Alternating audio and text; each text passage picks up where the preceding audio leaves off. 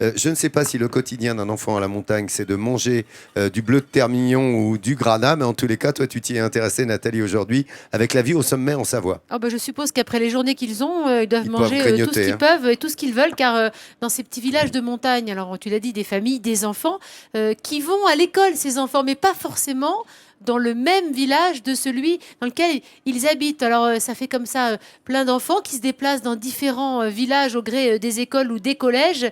Du coup, être un enfant en haute montagne, ça demande une sacrée organisation et surtout pour leurs parents. Mais les enfants, ils ont une qualité de vie exceptionnelle. Ils font de la luge, ils font des bonhommes de neige à l'école. Surtout, ce qui leur plaît, c'est quand il neige et quand on peut rater l'école. En tout cas, c'est ce qui plaît à Noé et à Alexis. Regardez. En hiver, la vie à la montagne peut ressembler à un immense terrain de jeu pour les enfants. Mais quand les éléments se déchaînent, cela peut devenir un enfer pour les adultes. Comment ces montagnards font-ils face à la neige chaque année? Réponse. Il est 7 h du matin à Bramant. C'est un petit village situé près de la frontière italienne où vivent 400 habitants. Parmi eux, il y a la famille Kuba. Une famille qui, comme beaucoup d'autres ici, vivent quotidiennement avec les caprices de l'hiver. Grégory et Sophie sont les parents d'Alexis, 8 ans, et de Noé, 6 ans. Avant de partir pour l'école, ils ont appris à leur plus grand bonheur que la météo annonçait de fortes chutes de neige. Les enfants, c'est l'heure. Et quand on s'habille à la montagne, il faut savoir prendre de l'avance. Tout est une question d'organisation. En hiver, c'est très long. Il faut mettre plusieurs couches. Le pantalon de ski, la veste de ski, la polaire en dessous. Les températures, l'hiver, ça peut aller jusqu'à -20, -25. Donc on se couvre bien, avec plusieurs épaisseurs. C'est bon ? Allez, c'est parti. Une fois équipés, les enfants partent pour l'école. Mais ici, il existe un fonctionnement particulier. Si Alexis est en CE2 et Noé en CP, ils ne vont pas pour autant dans la même école. Les classes sont partagées entre différents villages de montagne. Grâce à cette répartition, plusieurs petites communes se maintiennent en vie. Nous allons suivre Noé, qui s'en va en bus au hameau de Solières. Ses enfants sont pris en charge par Fabien, un accompagnateur qui, l'hiver venu, doit redoubler d'attention envers ses petits-enfants. En vivant ici, nous avons les saisons, donc l'hiver, vous voyez, ils sont habillés comme s'ils allaient au ski, et puis il faut s'occuper d'eux davantage, puisque c'est le nez qui coule, c'est les petites grippes, etc. Et tout ça permet aussi d'être bien avec eux, tout simplement. Après 15 minutes de route, nous voilà arrivés à destination. Noé espère secrètement que la neige annoncée va se mettre à tomber abondamment. Mais il est l'heure pour lui de rentrer en classe avec ses camarades. D'ici l'heure du déjeuner, sait-on jamais, un nouveau manteau blanc recouvrira peut-être la cour. Souhait exaucé. Tirez la carabine! Si cette nouvelle neige amuse les enfants, elle inquiète au même moment les adultes. Un bus est en difficulté sur une côte donnant accès au village. Derrière lui, des bus transportant des enfants sont bloqués. Il faut agir vite. Des écoliers doivent descendre ici, car c'est dans ce village que se trouve la cantine. Les bus ne pouvant aller plus haut, il faut alors organiser une sortie. Donc Alexis, Tanguy et Tristan, vous venez avec moi. À l'intérieur se trouve Alexis. Le chemin vers la cantine se fera donc à pied.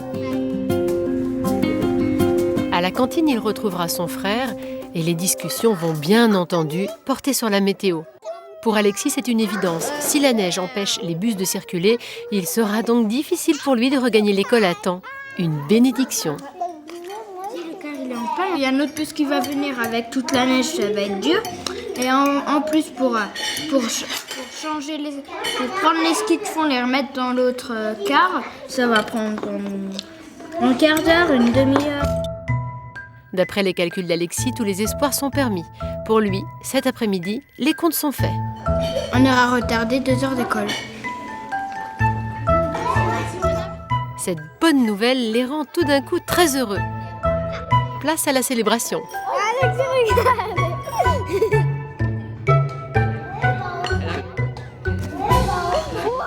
Regarde Babette n'est jamais très loin pour veiller sur ses enfants excités par la neige. Mais si elle garde le sourire, c'est parce que, malgré les intempéries, sa mission est accomplie. Tous les enfants ont mangé et vu les conditions, c'était pas gagné. J'arrête. On est tributaire de pas mal de choses. On est tributaire des écoles, des bus, des accompagnateurs, des livraisons, des repas, des conditions météo, donc, du coup, et voilà. On s'adapte à chaque fois, quoi. Après manger, place à la luge. Les enfants ne se lassent jamais de la neige. Mais hélas pour Alexis, il doit rentrer à l'école. Ses prédictions se sont avérées inexactes. Le bus est arrivé à l'heure. Noé, lui, retrouvera son frère plus tard, après encore quelques heures d'école. Vivre avec la neige semble être pour ses enfants un plaisir de chaque instant. Et quand le soir venu, les deux frères se retrouvent au centre de loisirs, c'est encore pour jouer dans la neige. Alors quand on leur propose d'aller vivre au bord de la mer, la réponse est sans détour. Ah non, à la mer, il pleut tout le temps l'hiver. C'est pas rien comme. Tu n'aimerais pas vivre à la mer, Noé? Bon, un petit peu avec la neige. Oui, mais à la mer, il n'y a pas de neige. Parfois, si. Parfois, si. C'est rare, quand même. Est-ce que, Ouais. ça va? Je préfère la neige que la mer. C'est ça? Ouais. Il n'y a pas de doute, ces petites bouilles sont de vrais montagnards. Ils n'ont peur ni du froid, ni de la glace, et encore moins du feu lorsque vient l'initiation à une balade au flambeau.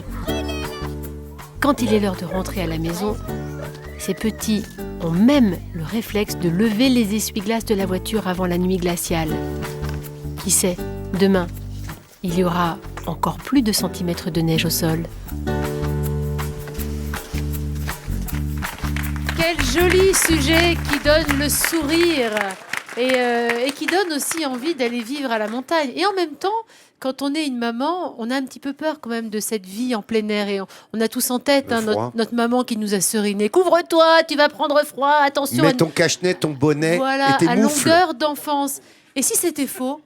Et si c'était bon pour les C'est enfants faux. de vivre? Tiens, notre Roger, il va nous le dire. Et lui qui a été élevé au grand air, regardez comme il est magnifique. Au bon le grain. froid Regardez, a 24 de ans, nombreuses regardez-le. vertus. Le froid est bon pour la santé. Explication, exemple. D'abord, quand on a froid, on bouge, on court, on saute sur tous les enfants. On l'a vu dans le sujet. Et ça, un enfant qui se dépense, c'est un enfant en bonne santé. Et puis, le froid, il active la circulation sanguine. Face au froid, le corps, il a tendance à renvoyer plus rapidement le sang vers les organes vitaux. C'est donc excellent pour les enfants, mais aussi pour les adultes. Le vivre au grand air, au grand frais. Le froid, il développe et il fortifie les organes vitaux, pardonne-moi. Ouais. Le froid, il développe et il fortifie le système immunitaire. Puis le froid, il chasse les rhumes. Plus il fait froid, moins les microbes sont virulents. Se développe, Et à des bah oui. températures très très basses, comme celle que tu as vécue, Laurent, quand tu as passé ta nuit sous la tente, moins 10, moins 20, le froid sec, attention, il tue le développement des virus, il stoppe les épidémies. Et puis, une idée reçue, alors là qu'on va abattre à coups de hache, à coups de... Comme un bûcheron, le refroidissement n'existe pas. On ne va pas prendre froid dehors, non. Les rhumes et les autres symptômes hivernaux ne sont pas dus au froid, mais aux bactéries, aux virus qui circulent. Et on ne les attrape pas parce qu'on n'est pas couvert, mais parce qu'on a fait des petites papouilles, des petits bisous, on a touché les mains, tout ça, des postillons, et on a attrapé des virus. Conclusion, vos enfants qui Mais vivent pourquoi on est moins au enrhumé grand air- l'été que l'hiver alors? Non, parce que l'été, on n'est pas confiné dans les maisons. On a tendance plus à à chauffer l'extérieur. les maisons. Et je vous ai déjà rappelé que les maisons, il faut les aérer. Il faut faire circuler tout ça. Parce que les virus aiment les jolies températures, les 20, les 22. Là, ils se développent, ils sont au top, ils se régalent. Il fait chaud, je suis bien. Non, il faut aérer les maisons. Vos enfants au grand air, ils vont être bien. En revanche, quand on est au grand air, on met de la crème hydratante parce que ça, c'est important. La peau se dessèche et on boit beaucoup d'eau. On se couvre avec des vêtements chauds et secs. Ça, on l'a vu avec Laurent. Conclusion, du grand air, du grand air, Et du grand air. air.